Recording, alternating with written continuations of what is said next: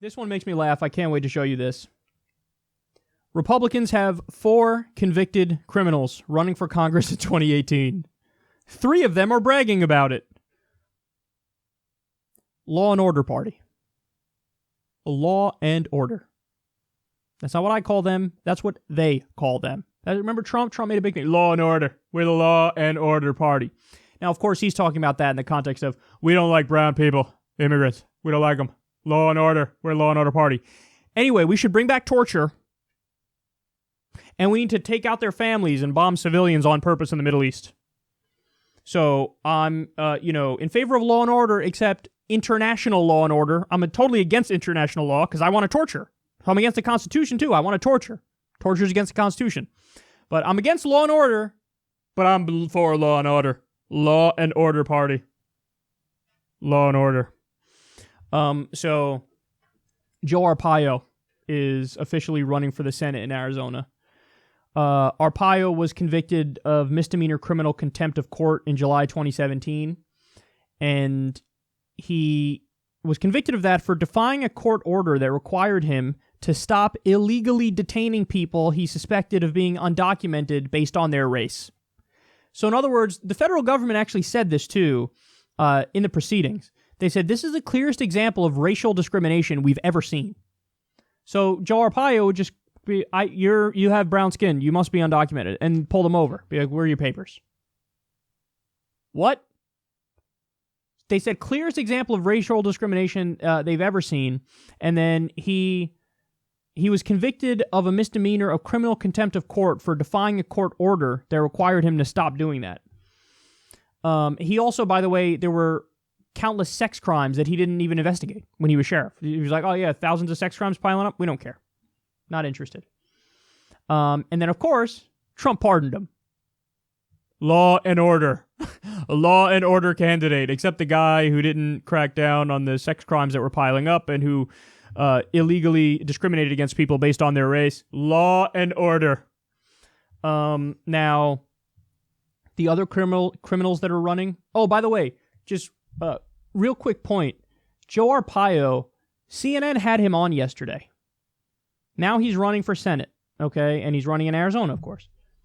How many times has CNN had on any of the Democratic primary challengers? They haven't had them on. So Deidre Abood, by the way, is running for Senate in Arizona. She is, first of all, one of her top 4 most important issues, secularism. She's a Muslim woman in hijab, and she says separation of church and state is one of the most important parts of this country, and we need to stop having theocrats control shit. So how about that for the beauty of America? A Muslim woman who's like, yeah, secularism is the greatest thing ever, and I hate theocracy. She's running on Medicare for all, free college, net neutrality. She's taking no corporate PAC money. What an amazing candidate with an amazing story. CNN hasn't had her on. She's been running for a while. CNN hasn't had her on. She's been fundraising, has a lot of grassroots support. CNN hasn't had her on. Joe Arpaio, the loathsome cretin, they let him on, criminal thug Joe Arpaio. In the first interview when they have him on, he starts talking about how Obama's birth certificate is fake and he has proof. So, see, this is the way the mainstream media works. Oh, right-wing activism is inherently sexy and interesting. We're going to cover that. And Chris Cuomo does the thing where he's like, I'm going to stand up to you, and I don't agree with you, sir, against Joe Arpaio. But this is what they did with Trump. Cover him all day long. We'll say he's not that great, but cover him all day long. And then just by virtue of the fact that his name's out there so much, you up his name recognition, and he ended up winning the election. Deidre Abood can't buy a minute of time on CNN. But Joe Arpaio, the day he fucking announces, CNN's like, come on, let's roll out the red carpet and have you on.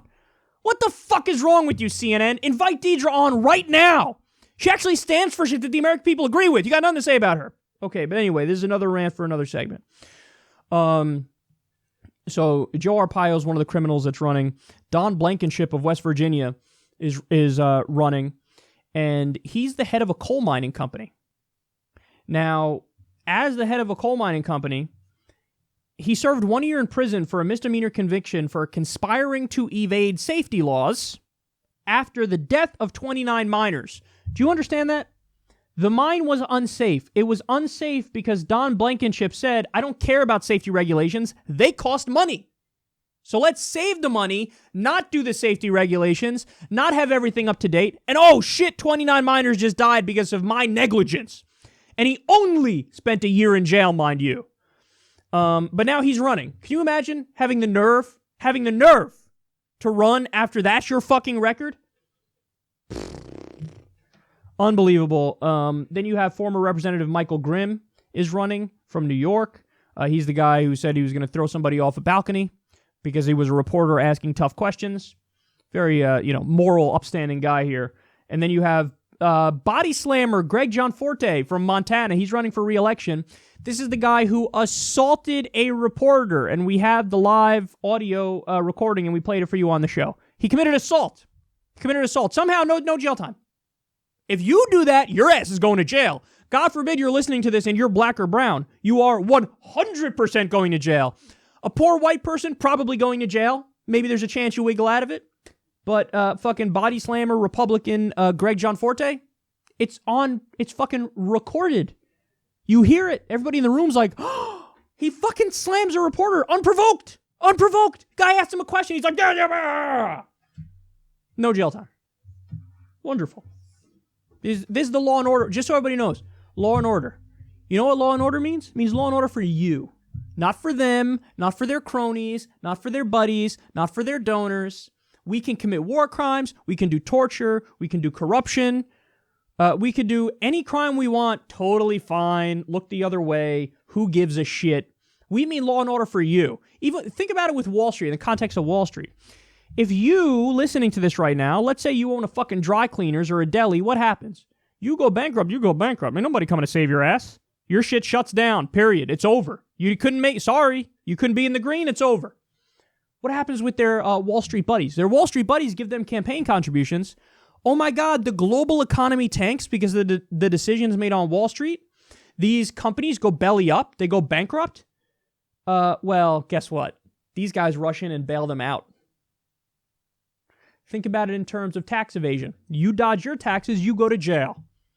A corporation dodges their taxes, they do a repatriation deal. And they say, hey, can you kindly please bring your money back in the country? And then we'll tax you at a lower rate. I know you're hiding your money overseas to avoid the tax rate. We'll give you a sweetheart deal if you bring your money back in the country. Isn't that lovely? So they get a deal. You get a jail cell. Law and order for you, not for them. Ever. Don't ever fucking trust this party. They're not the law and order party. This doesn't mean the Democrats are good. They're not. But this means the Republicans are disgusting frauds.